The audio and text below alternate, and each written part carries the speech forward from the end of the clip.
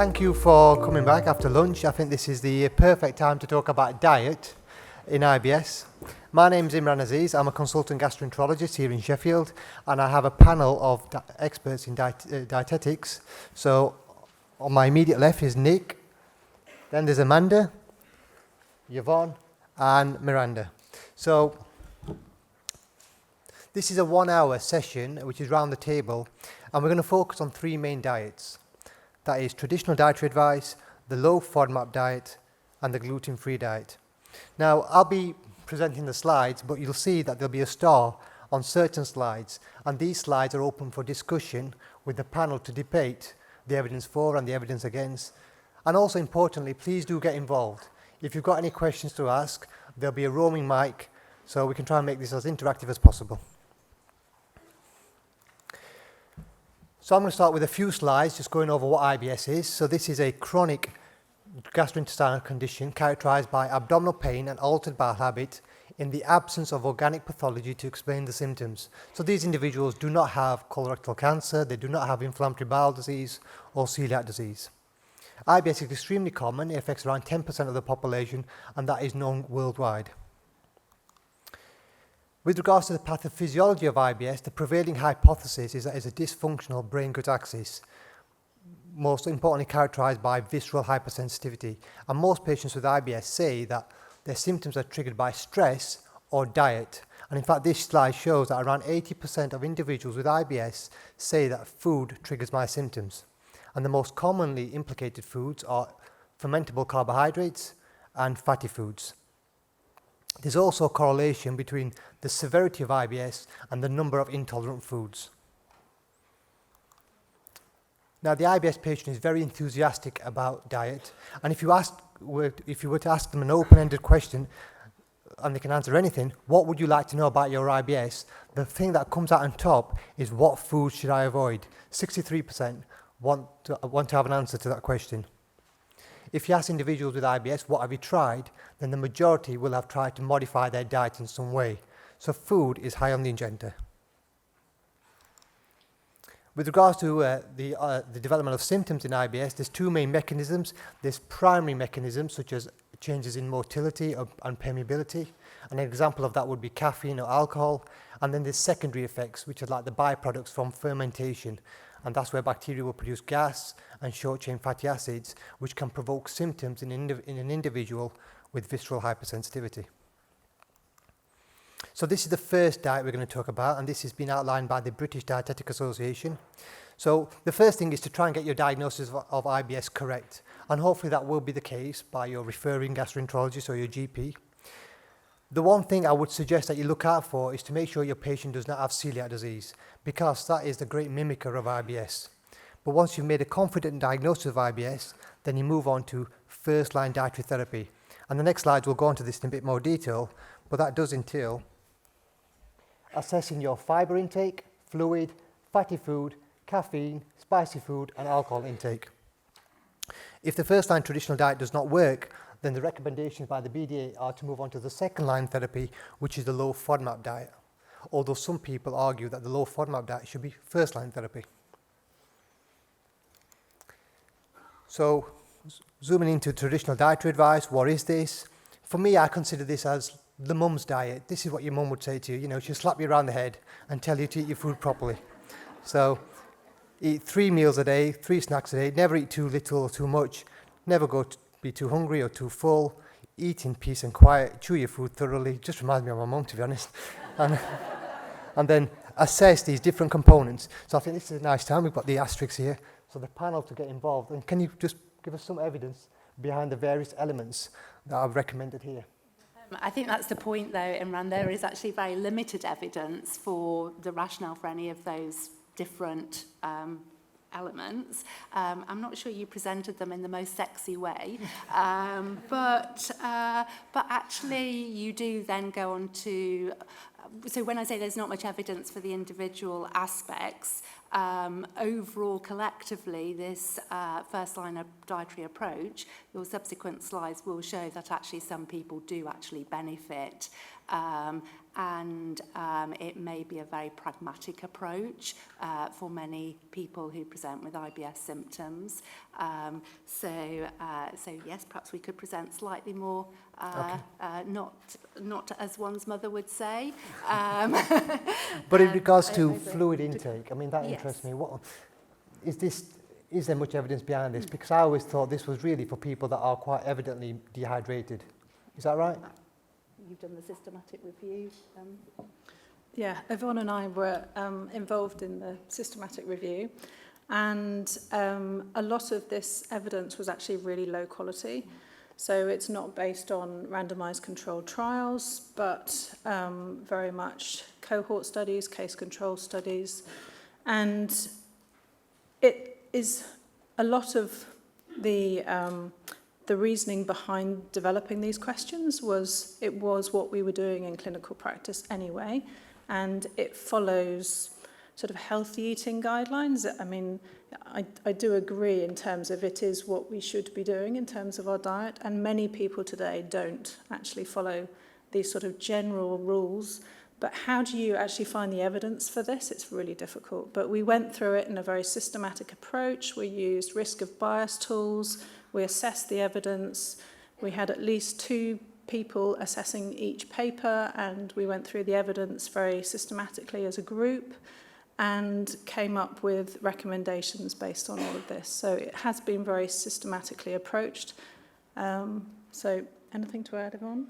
Yeah, and that in itself, thank you, that in itself then creates a platform in which we can use the evidence base to be able to justify clinical practice and identify the gaps then in research to qualify for research to be done, and then to be able to prioritise.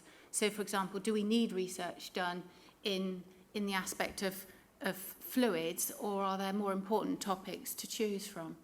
But when it comes to dietary fibre, when I look at the literature, it's been conflicting historically. Initially, we were told to increase our dietary fibre for IBS, but now we are being told to limit it. Is that correct? The original guidelines from NICE from 2008 said to modify dietary fibre and potentially lower it.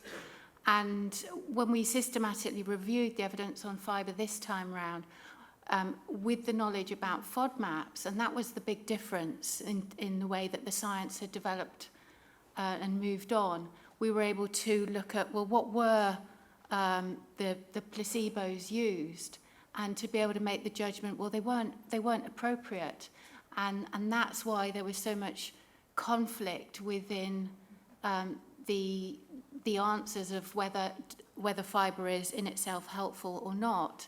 And then the growing understanding about the fermentability of fibres, that's all been very, very helpful to be able to understand the efficacy of the low FODMAP diet as well, and the need to have fibre intakes that are still in line with first line advice, which is healthy eating.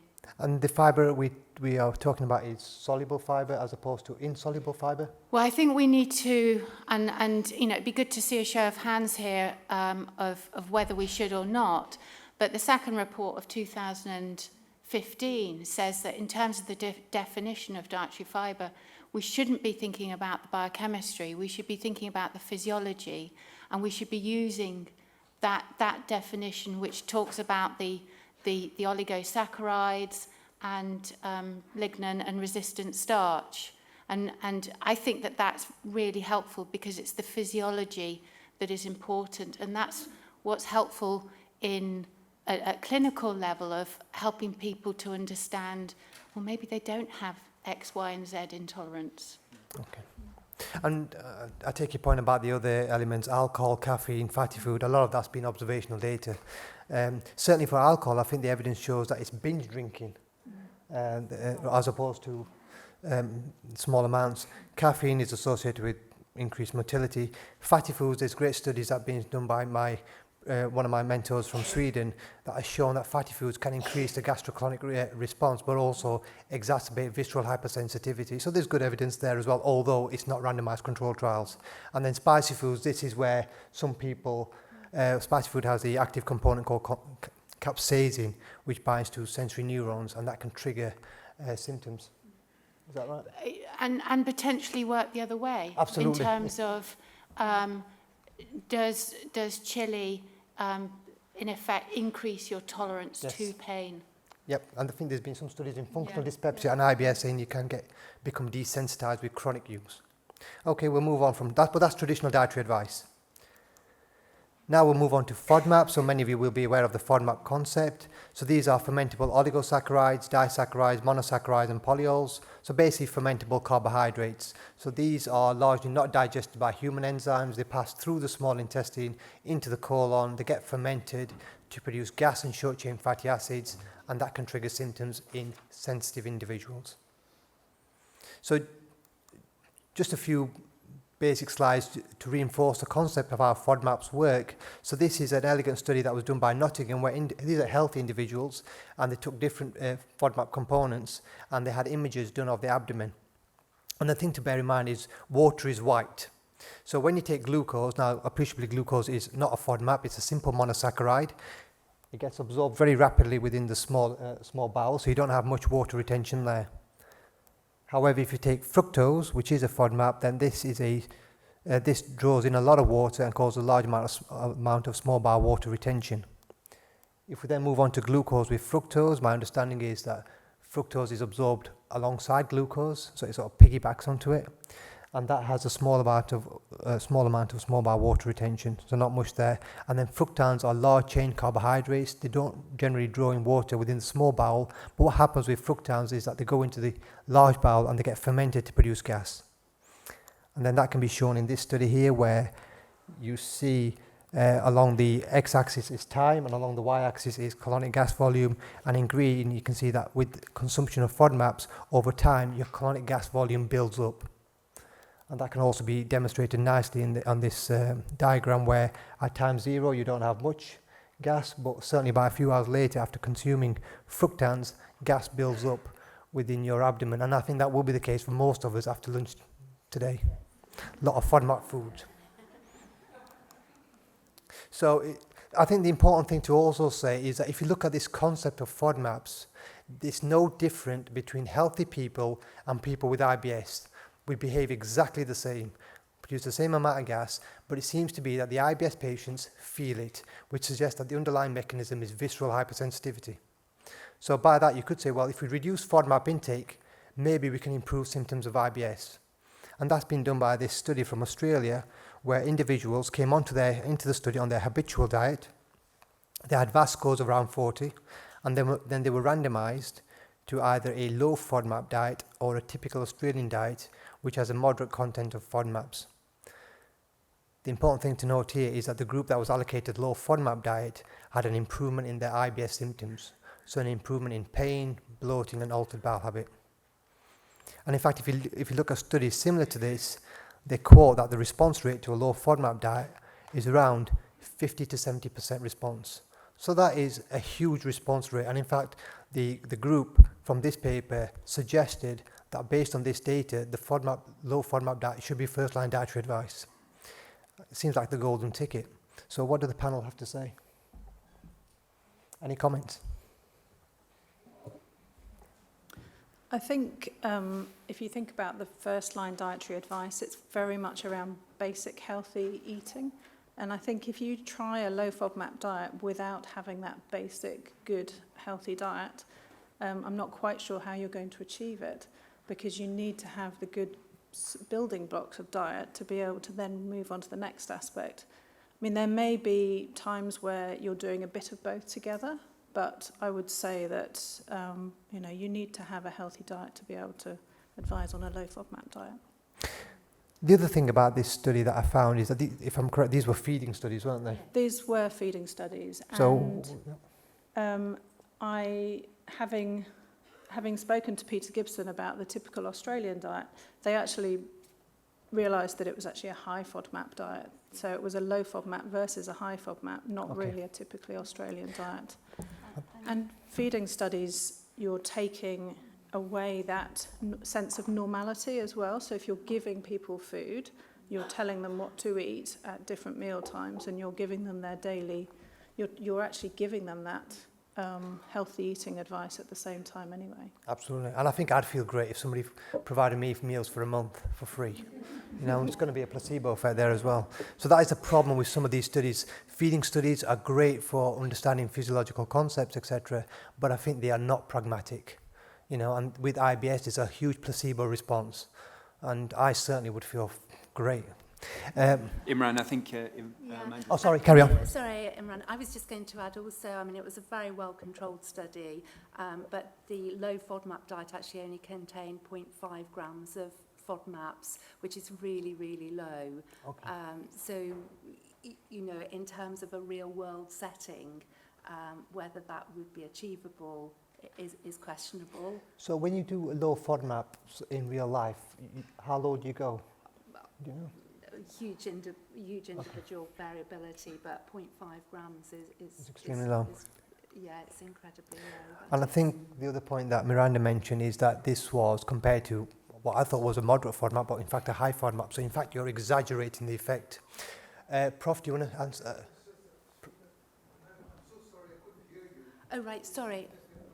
Yes, sorry, I was just saying that whilst it was an incredibly well-conducted study, so tight control, so washout periods in between the test diets which were provided, as Miranda said, the low FODMAP diet only consisted 0.5 grams of FODMAPs per day, which is low, it's very low. So, and to be able to replicate that in a real life setting would be difficult. It's still a completely appropriate way and the best way to be able to conduct that kind of work. And I think one of the really helpful aspects to that work was that part of the outcomes there was noticeable symptom improvement within 7 days.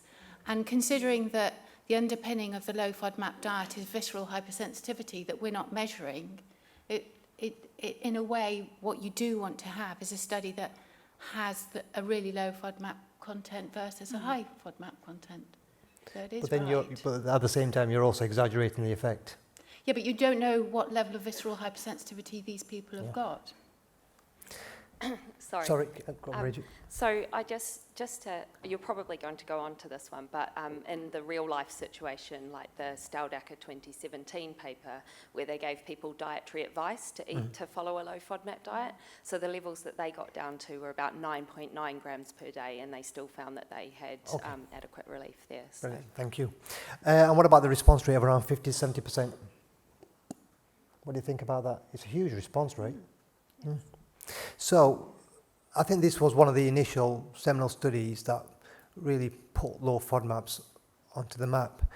But it was interesting that recently there's been a systematic review and meta-analysis done by an expert group who evaluate randomized controlled trials, and they came to the firm conclusion that there's actually very low quality evidence for a low FODMAP diet, which goes against one school of thought. So any comments by the group on that? I think if you use the approach that you use for any drug trials, using the grade systematic approach, you're going to fall very, very badly when it comes to dietary studies anyway. It's very hard to compare dietary studies to drug trials, and these processes have been set up for double-blind, randomized controlled, placebo-controlled drug trials. And when you're looking at dietary trials, it's very difficult to create a placebo diet. We've actually done it at King's and Guy's and Tommy's, and we had a sham diet in the study that Bridget was talking about just now. And it's really hard to double-blind these studies because someone is giving the advice. We try as hard as possible to make sure that the patients don't know whether they're allocated to the sham diet or whether they're in the active treatment, and we do analyse that as well. But if you think about all the studies that they're talking about here, Some are compared to, their feeding studies, or they might be compared to historical data. There's all sorts of, or they might be compared to healthy eating. So there's all sorts of habitual diets and things that you need to consider. And grouping all of these different study designs together and using a tool that is specifically developed for drug trials is actually quite damning to dietary intervention studies. But the fact is that these are diets that diet is a therapy, and if you're going to provide a therapy in this day and age, there's got to be good evidence base behind it. And diets, as we'll go on to show, can potentially be detrimental. So should they be subject to a different level of examination to pharmaceutical drugs? I would argue, my own opinion is no, they should be under the same rigorous examination. That's what I believe. I think if they are under the same examination, they come up equally as drug trials do, then that's fantastic and it's brilliant and they've been designed really, really well. It's just hard to design them in that way. They're very costly, they're very hard to run, and it's really important that they are there because they have much more credibility if they are at that level as well. It's really important that they're at that level. So this was some of the points that were raised from the systematic review, and some issues that I raised myself was, if you look at the low FODMAP data, it's actually minimal. There's 7 randomized control trials of around 400 patients in total. So that's 200 patients that have been allocated a low FODMAP diet against 200 patients that have been a control diet. So in essence, these are small sample sizes. As Miranda alluded to, these are all heterogeneous designs. But that's also important because it's okay comparing a low FODMAP to a high FODMAP diet, but what about comparing a low FODMAP to an active comparator? And we'll go on to show that in the next few slides. There's difficulties implied in. This is another important point. If you look at the FDA, which is the Federal Drug Administration, and the EMA, which is European Medicinal Agency, for IBS, they say that you have to have symptom improvement, and this is a composite score of abdominal pain and altered bowel habit improved over a prolonged period of time. The other thing that they go hard on is that IBS is a benign condition. So if you're going to provide therapy, they want to clamp down that this is a safe therapy. And the problem with the low FODMAP diet is that this data is only being done for 4 weeks. Any comments? Trying to make this controversial. I think they are key points, but as Miranda's alluded to, it's just terribly difficult. And also, as you've rightly said, the sample sizes are very small. But it's very difficult to recruit people to these studies who meet the inclusion criteria. They won't have been on antibiotic use for X amount of time. There'll be lots of rigorous criteria, and also obviously volunteers who are willing to undergo these various different dietary modifications and washout periods. So. And also, as Miranda's alluded to, they're very expensive as well. So to get funding to undertake these studies, which obviously are not pharmaceutical company funded studies, it is just really, really difficult. But I agree with that. But the but the problem I have is that these are short study durations. So short term. And we are then proposing these as long-term medication. So that's. But then that's where the cost comes in, and the ability for healthy volunteers to maintain compliance with the study for any length of time, and for the study to be funded over a longer period is what is required. I totally agree with that. Was there a question? So I work as a dietitian, and I FODMAP trained. So I'm looking at it from the other perspective. Obviously, the ladies at the front are talking about the trials that they've done. A lot of them have done some really groundbreaking trials. But in terms of when we see patients in clinic, often they've seen a gastroenterologist or a GP being diagnosed with IBS, and they've been given either no advice, they've been given Colpomin or Buscopan or Mebeverine and told to go away and deal with it. So they're the kind of choices they've got. They've got nothing, or one of those medications. Now, I would define that most of those medications aren't terribly effective in a lot of the patients, but they're still given. And I think with FODMAP, if you're doing FODMAP and you're doing it in a setting where you do the first line first, so you make sure that they're not somebody who drinks, a bottle of wine every night and 5 cups of coffee before lunchtime, and you've done all that, and then you get to FODMAP, and you're filtering those patients. You're choosing which patients it's suitable for. So you're not going to give it to somebody who has got high anxiety, who is going to go off and do it on the restriction phase forever and ever. Yeah. You're going to supervise them. You're going to bring them back in. Absolutely. So I'd say probably the biggest thing that we need is more funding for dietitians, so that there are actually dietitians there to do a supervised FODMAP, and they don't go running around on the internet playing silly games with FODMAP and staying on a restrictive phase for years, which has been shown that can be. Yeah, and I think there will be one slide that might allude to that later. I think if I could come back to Cherry, I totally agree with Cherry. I think you highlighted the point that I would consider in clinical practice is there is a selection bias with those patients. You're talking a hierarchy of a sort of a decision-making process there. There are some people that are going to be happy with pharmaceutical treatment. There are some people that are going to be happy with maybe a cognitive-based treatment.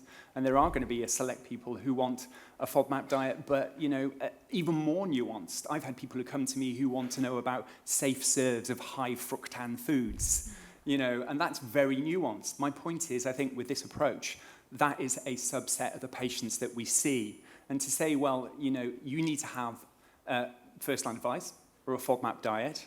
And I think we all recognise in clinical practice that's not what we do. There's nuance. And, we're autonomous practitioners who can decide what applies to our patients. So I think that's why saying a strict low FODMAP diet for everyone is certainly not the case. And that's why hopefully when we'll come on, there may be other approaches that fit people better in a way. There's a halfway house.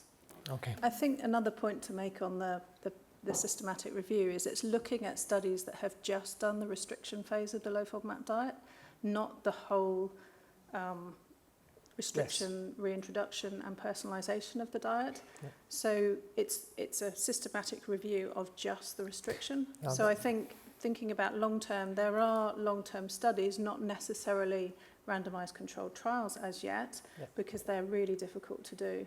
No, I totally take your point. That's absolutely correct. And I think Miranda alluded to this, that the low FODMAP diet, I'm sure you're all aware of this, but the initial phase is a strict elimination phase of 4 to 6 weeks, followed by reintroduction and personalisation. And the randomised control trials have only evaluated the short-term phase simply because there are no data for the long-term phase. Okay, now there are some issues with the systematic review in that when it compared the low FODMAP diet to an active comparator, it found that there was actually no real difference. So here the low FODMAP diet was compared to traditional dietary advice in Sweden and traditional dietary advice in the United States. And the primary endpoint was a reduction in the IBS symptom severity score. So if you have a reduction by 50 points in that score, it's a well-validated system, that denotes a clinically meaningful response. And that was 50% for the low FODMAP group and around similar percentage for the traditional dietary advice, and this was the primary endpoint, so no difference there. So any comments on that? Stunned silence. I think having spoken to the authors of these papers, there's definite issues around overlap between the diets, and part of the traditional dietary advice is incorporated into the low FODMAP diet. And I think there is also a certain element of dietitian advice for the patient as well with some of these studies where, it is the dietitian effect as well, which you need to take into consideration. Of course, other studies haven't shown that, but it's also about what measures they used and... but saying that, these two studies used what I would classify as a very well-validated scoring system, which was the IBS symptom severity score, compared to some other groups who've done just subjective VAS scoring. Yeah, absolutely. But I think that whole dietary approach in terms of what the two diets are not mutually exclusive. I think that's the issue. And this was the primary endpoint, but if you look at the study from the United States, in the next slide, they did find that with the low FODMAP diet, there was a superiority with regards to pain response, and that was the secondary endpoint. Now, there's been a third study that's been released. I don't know if you guys are aware of this one. It's been published from Iran, where patients were compared again, a low FODMAP versus traditional dietary advice, and here there was a benefit for the low FODMAP diet. So the way I see it, there's 3 studies, all with somewhat conflicting results. The one from Sweden said there was no difference. The one from the United States, there was no difference for the primary endpoint, but there was for the secondary endpoint for the low FODMAP diet. And the third study from Iran said that the low FODMAP diet was superior. And I think this goes on to the point that you allude to, Miranda, it may be differences in the traditional dietary advice arm. And this is where I'm now going to go back to your guidelines from a year or so ago, the traditional dietary advice guidelines. Is there any part of those guidelines that says reduce your gas-producing food intake? I mean, certainly the British Dietetic Association's fact sheet for the first-line dietary advice does suggest to patients to reduce their certain gas-forming foods. So I agree with Miranda that there is an overlap between the first-line dietary advice that we give and the low FODMAP diet. What you never mentioned on your slide earlier was things like the sugar alcohols, for example. It suggested that they should be reduced, and clearly they're one of the FODMAPs as well. I just wanted to point out that with respect to these studies, that the study population is primarily people with IBS-D. So in terms of the different subtypes, I think we need to be mindful, and I don't know if we'll pick up on this later, but for the majority of studies that we've discussed so far, the patients are people with IBS-D. Sorry, did I get that wrong the first time? No, you're right. No, you are right. It is IBS-D or IBS-M, but not so much IBS-C, and I think that's because of the... because of the concept of the low FODMAP. We do need to reflect on that as well. Although some of the groups that when they've incorporated some patients with IBS-C, not many, just a few, they've said that there is a signal that it may be benefiting them as well, but largest data is needed on IBS-C. Would that be would that be reasonable? IBS-D, Okay. IBS-D, I think the mechanisms really support improvement for IBS-D, but it's quite hard to actually understand what mechanism might be driving improvement in IBS-C. There are certainly some patients that do benefit with IBS-C, but I think it's understanding those mechanisms better that we're not there yet. Okay, and then of course there's dietary therapy, but what about comparing the low FODMAP diet to a non-dietary therapy? So we have two randomized control trials here, one comparing the low FODMAP to yoga therapy and the other one to hypnotherapy. And the take-home message is that there's actually no difference between a low FODMAP to yoga, and there's no difference between a low FODMAP to hypnotherapy or the combination of low FODMAP and hypnotherapy.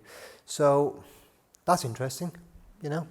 I know you're all dietitians, and I know you all want to stay in a job, but within the confines of this room, if you had a choice, if you've got IBS and you've got to make a choice, you can either have low yoga therapy on the beach whilst the sun is setting, or a low FODMAP diet. Which one would you go for? Hands up for yoga therapy.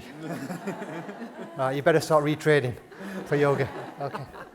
Any comments? Yeah, no, I mean, it was really interesting on one of the earlier slides, you know, people presenting with IBS, the one that looking at what sort of things people with IBS want to know more about. Very few people actually asked about physical activity, and yet it can have such beneficial effects, but probably there is limited awareness. The people we see all think about diet and it's food that affects them, and yet this one study, but there are others, do suggest that some physical activity could be really helpful.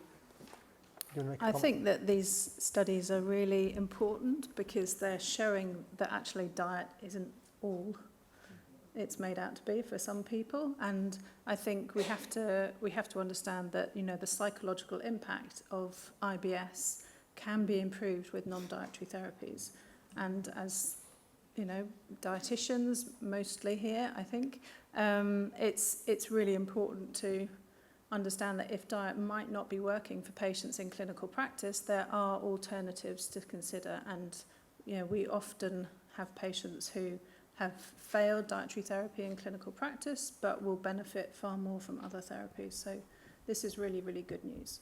Did you want to make a comment? Yeah, I think it was very valid that Amanda brought up that point, because within the NICE guidelines, the 4 areas as therapies for IBS are pharmaceuticals, psychological, physical activity and diet. And physical activity is very much the one that's forgotten and potentially the least expensive to the NHS.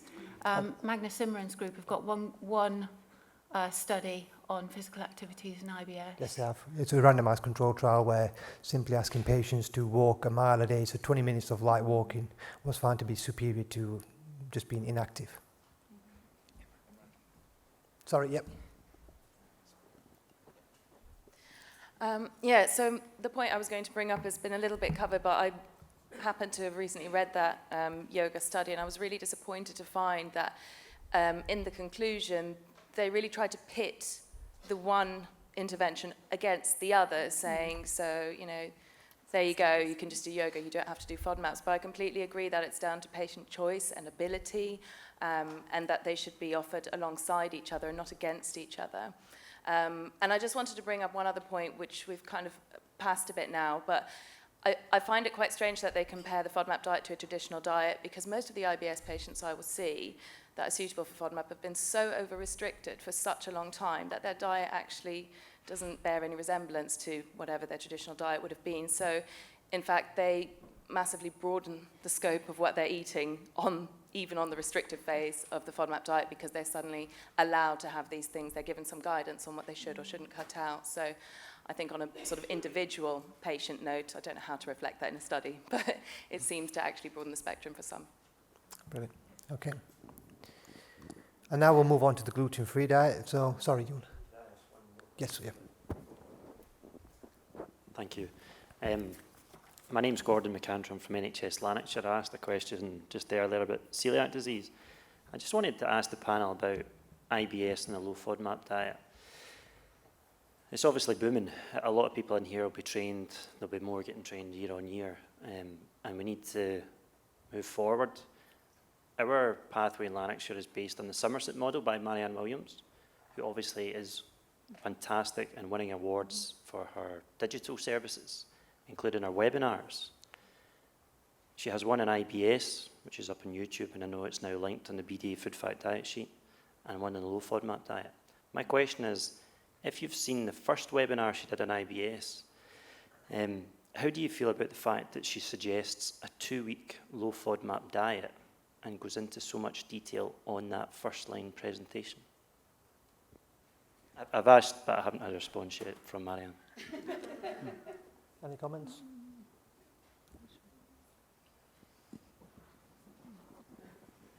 I have to be honest. I haven't actually watched her webinars, so I didn't know that she was saying that. I mean, the studies suggest that, you know, within 2 weeks you can get improvement on the low FODMAP diet.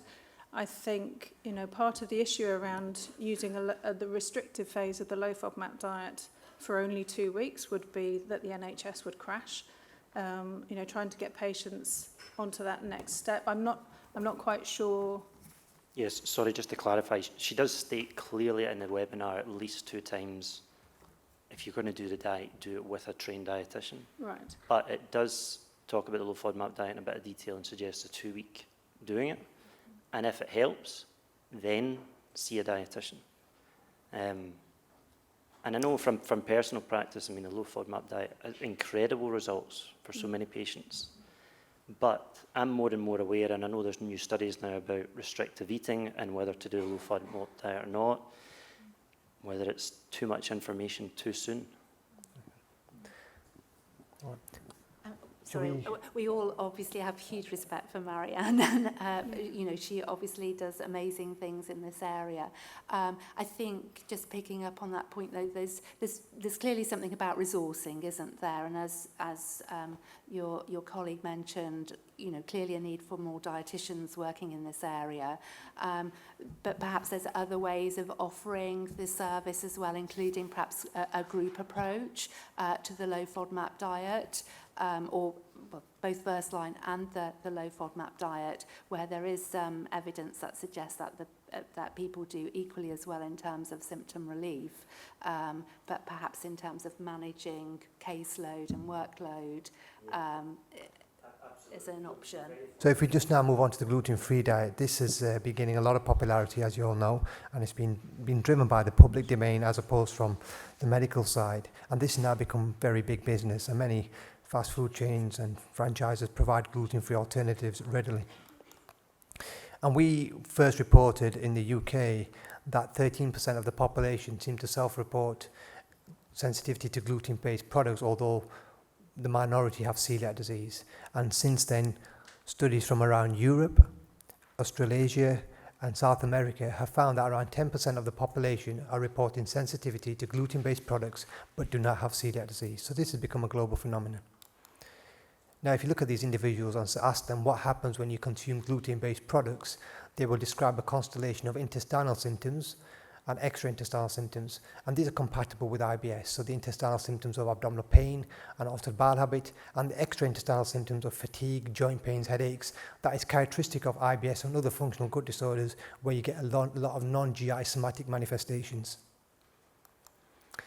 So a few years ago, we did a study where patients with IBS were told to go on a gluten-free diet. And what we found is that there was a remarkable response after 6 weeks of going on a gluten-free diet.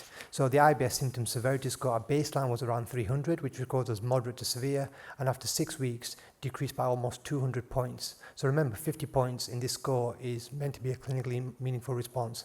This was 200 points. So a huge response, and also there was an improvement in anxiety and depression, fatigue, and an improvement in quality of life. So any quick comments on this study, please?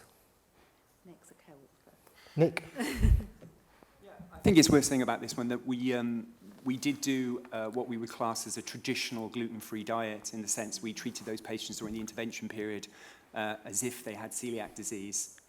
So that may be viewed as inappropriate in the IBS population, but they were allowed to sort of reintroduce gluten-containing foods to tolerance, and we very much used that as a sort of reintroduction of fructans, if you like. So they weren't placed on, they weren't, if you like, long-term avoiding cross-contamination in the home and having separate toasters and that sort of thing. It was a very pragmatic gluten-free diet. And I think I would make the point that when we talk about a gluten-free diet for IBS, we're not talking about a gluten-free diet in the sense of someone who has an autoimmune process in that sense. I think the biggest downfall for this particular study is that it's open label. It's not a randomized controlled trial. So there could be a huge placebo response.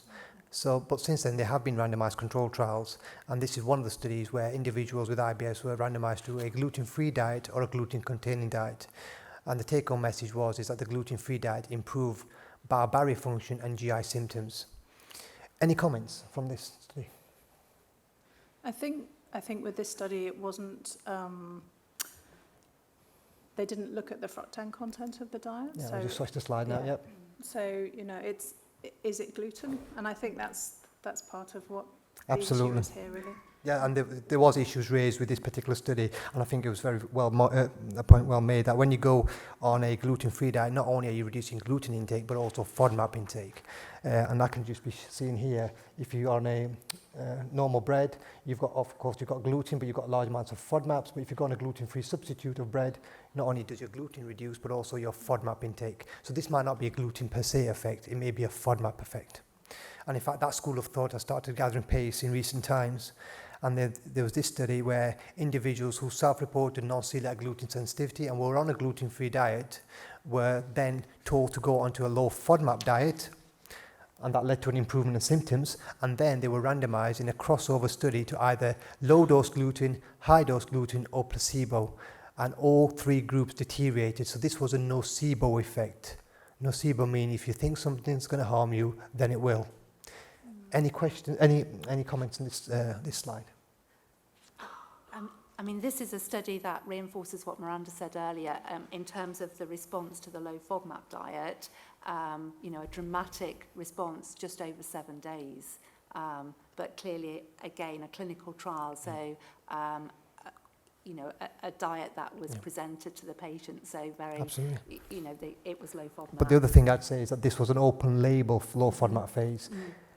With regards to the crossover, you've got the crossover side. This was, because of its crossover design, there can be an anticipatory effect. So if you know that 2 of your 3 diets are going to have gluten in them, you may well have that nocebo effect. So, but this is one study that at least put it out there that this may not be gluten, but rather FODMAPs. And in fact, since then, there's been this another elegant study that's been released where individuals, again, self-reporting non-celiac gluten sensitivity on a gluten-free diet were randomized to fructan bars, so this without gluten, or gluten bars or placebo bars. And the message is that it's fructans rather than gluten that seems to induce symptoms in these individuals. Sorry. I think it's one interesting thing about this study is all the patients in this study, from my understanding, they went back to a gluten-free diet because they had subjectively found it better. So So they weren't maintained on a like a modified low FODMAP diet after the study. They went back to a gluten-free diet. The other thing I noticed is that the effect between gluten and fructans is only minimal, it's 0.049. But what's also interesting is that the difference between fructans and placebo, well, there is no difference. So, although this study points towards a fructan effect, the title is stronger than what the evidence shows, in my opinion. It's a very small study as well. It's only, I think, just over 30 women. So it's a very small study. But I think the evidence is suggesting that in these individuals who self-report non-celiac gluten sensitivity, it seems to be predominantly a FODMAP effect. But you can't dismiss gluten per se in around 1 in 6 cases. And there is some evidence to show this. And I'm just going to go through some of these studies just to give you that information.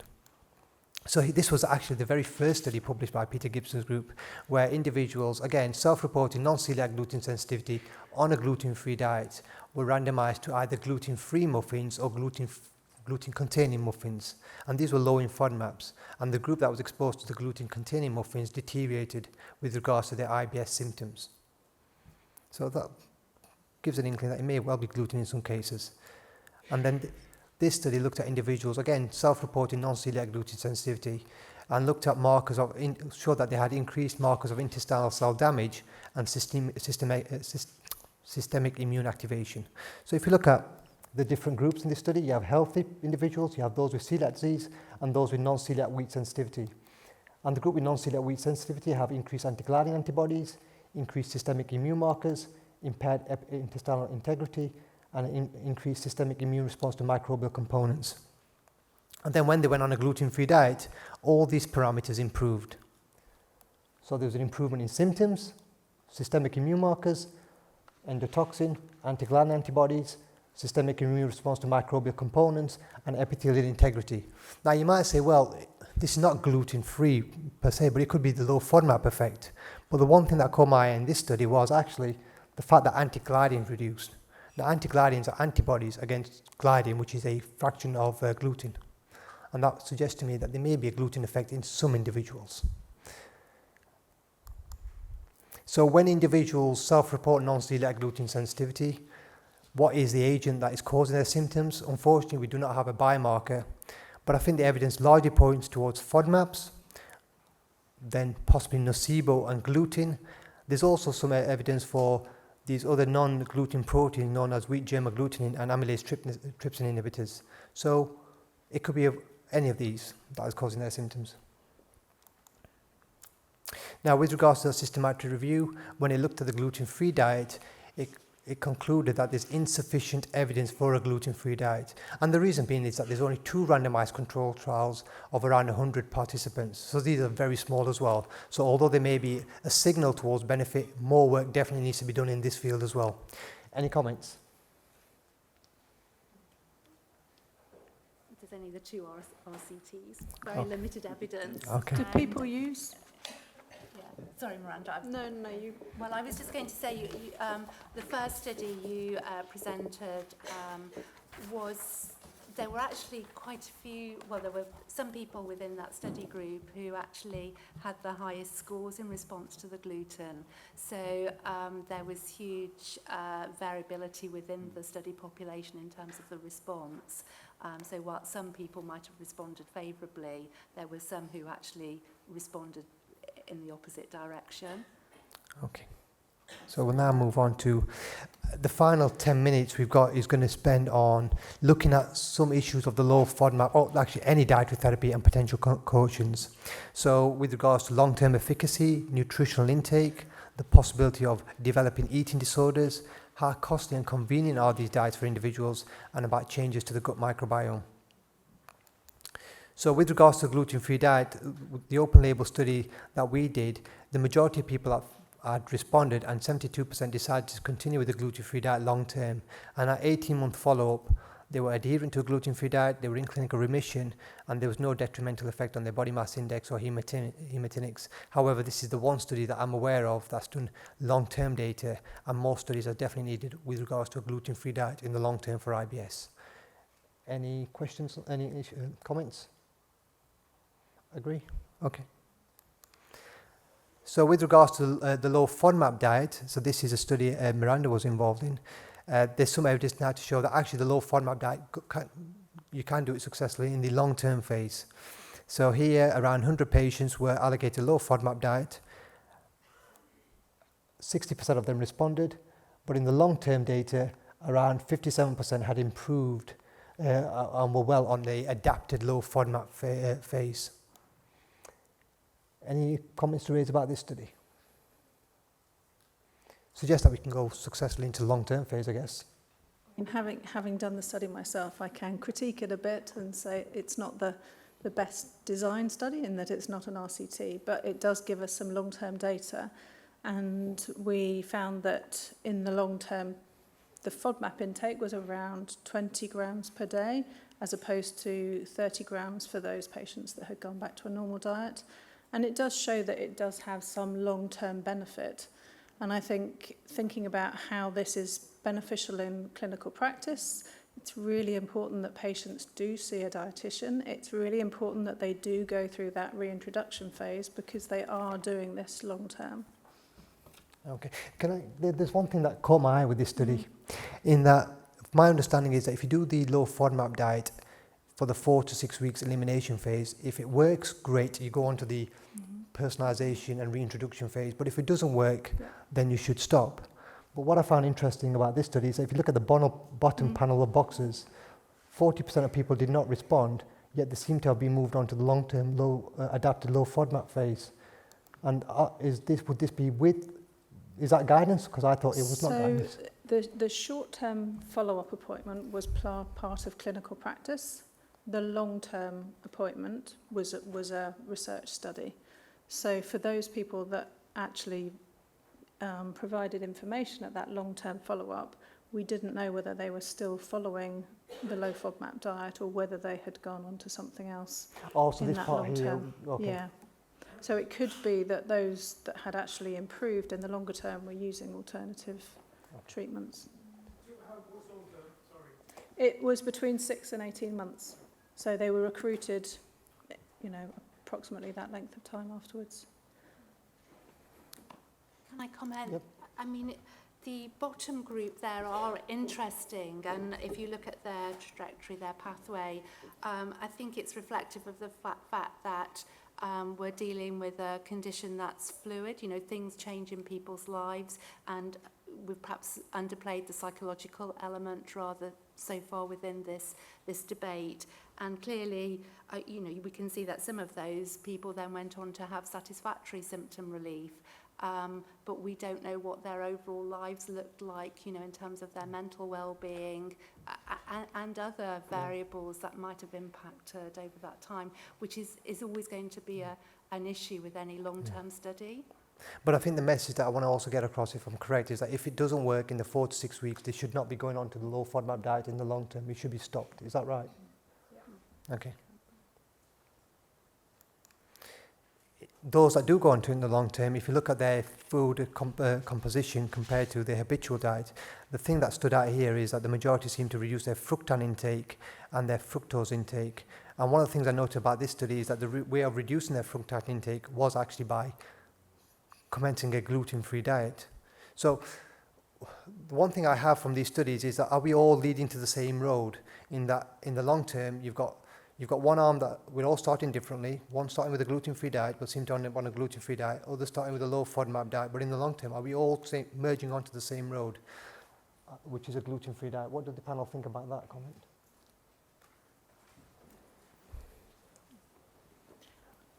I think it's important to try and get that review with a dietitian. Onions and garlic don't sit within the restrictions of a gluten-free diet. And if patients feel that they are symptomatic to those foods, then doesn't that help to provide supporting evidence that it's more of a FODMAP effect than a gluten-free diet effect? And then the other thing is we're seeing more rye-based products coming into the market, like more rye-based breads. There's been discussion in the literature about this being non-celiac wheat sensitivity as opposed to gluten sensitivity, and maybe over time we'll be able to iron that out as we become less of a wheat predominant society. Okay. So there's also things like fruit juice, so the onions, garlic, fruit juice, which is a classic in terms of the quantity some people have. So there's a longish list. So, I mean, it's just great to have the expert panel here, because I've always, in the BDA guidelines, there's a particular phrase that I'd love to know where it was quantified from, and that is about the gluten-free diet. And it does say a gluten-free diet will reduce your intake of FODMAPs by 50% and potentially be enough of a symptomatic relief for people. So is there in the BDA sort of 2016 guidelines? So presumably, even though it's not a complete fructan reduction, there may be a subset of patients that we see in the population of non-celiac wheat sensitivity, and actually that level of fructan reduction is enough to provide long-term symptomatic relief. I think it's a really important point, and I think we have to go back to the fact that IBS is very heterogeneous, and perhaps there are different patients who are going to respond differently to different aspects of the diet. Okay, so I'll probably have to move on because we've got a couple more slides and 5 minutes left. So I'll just quickly go on to this slide. One thing that studies do not take into account is convenience for patients, and I think that is something that is needed because these diets are restrictive, and it's not only about the patient, it's about the family. It's more expensive, it does affect your social eating, but the people that seem to take on these diets feel that it does not affect their food-related quality of life. But I would argue that we need more work here. Would that be a fair comment? Sorry, because I want to push on to more important slides, I think. The other thing to note is that these dietary restrictions do affect your gut microbiome. There's evidence, as Nick showed earlier, that the gluten-free diet can reduce your bifidobacterium composition, which is also being seen with the low FODMAP diet. And this is a potentially good bacteria. Although there has been a study from Miranda's group where if you go on a low FODMAP diet but you supplement it with a probiotic in the form of bifidobacterium, you can counteract that reduction in bifidobacterium. Yep. So I want to pay a bit more attention to this slide. One of the concerns is that these diets may actually be precipitating eating disorders. So this has just recently been published.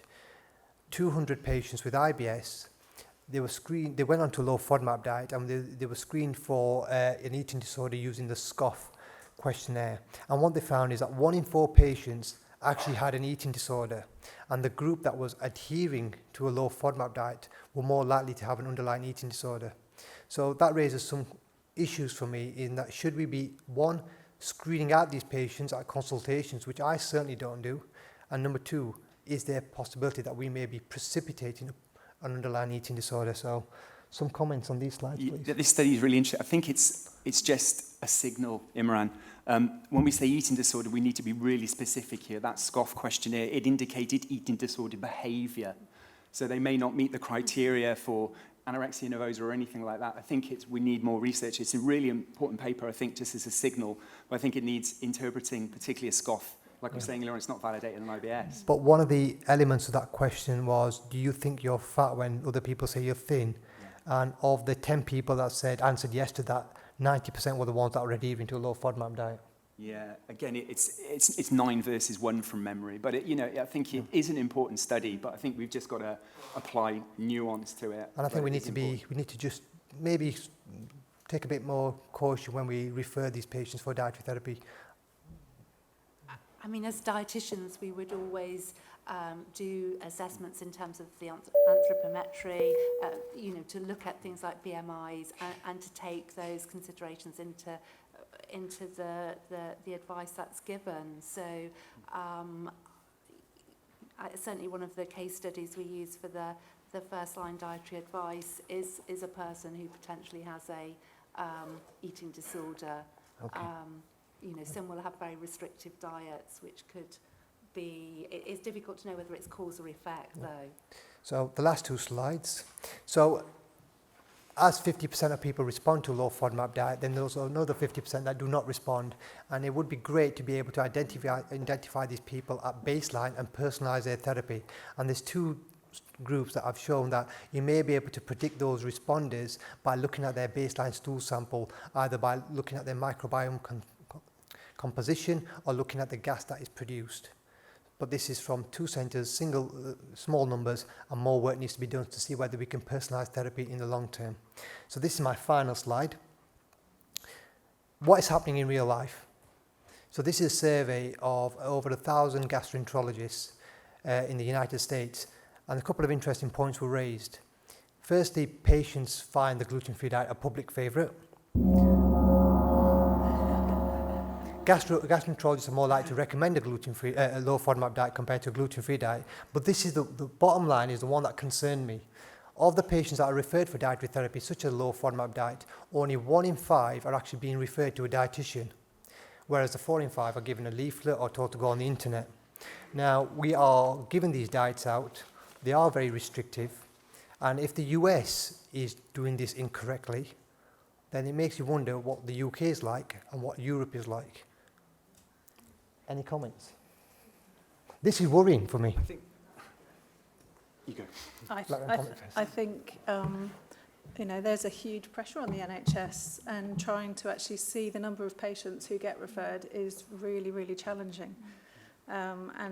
We've tried to accommodate the number of patients by starting group education, trying to create improvements in our capacity, and we're working very hard. But yes, we do need more dietitians, and we need support from the referrers that actually they're not going to send them off to the internet to find their way through dietary advice. But we've been advocating that message for a number of years now, and if the US are doing it wrong, it does raise concern. Sorry, this is the questions during the coffee break, please. We've just finished, so thank you so much for listening. I hope that was a lively debate. I think the take-home message that I would like to say is that, look, dietary therapies are emerging for IBS, but we need to respect their limitations and more work needs to be done. Thank you so much, and thank you to the panel.